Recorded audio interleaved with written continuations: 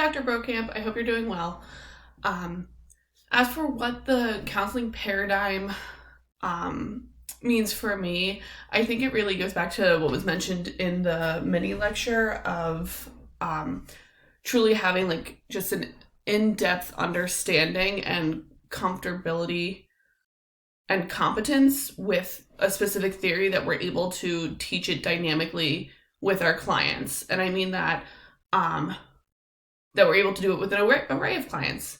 So while I'm in the school counseling track, I would like to be able to apply whatever my main counseling orientation is to a much broader client base than just elementary K through 4. I want to be able to apply that across education system as a whole, from K through high school, as well as with adult clients, for if I were to leave the educational field, or if I were to do another form of counseling in addition to my position, that would be able to very competently and confidently teach my own clients the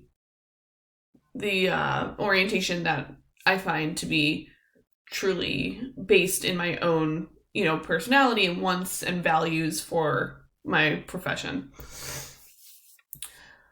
Concerns about the paradigm, sometimes I have difficulty just being able to understand something theoretically and transferring that into practice.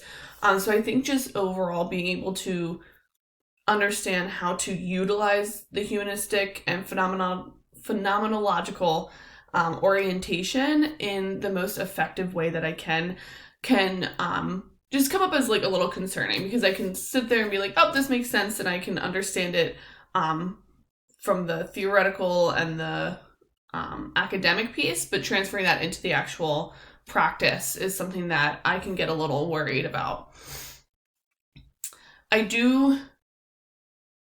have mixed feelings about choosing a specific orientation, and I think because I'm worried that as I'm early in the counseling degree, that I will choose one that I end up wanting to switch later. And I don't find that to be completely negative. Having a more in-depth understanding of any counseling orientation, I think is extremely useful and beneficial.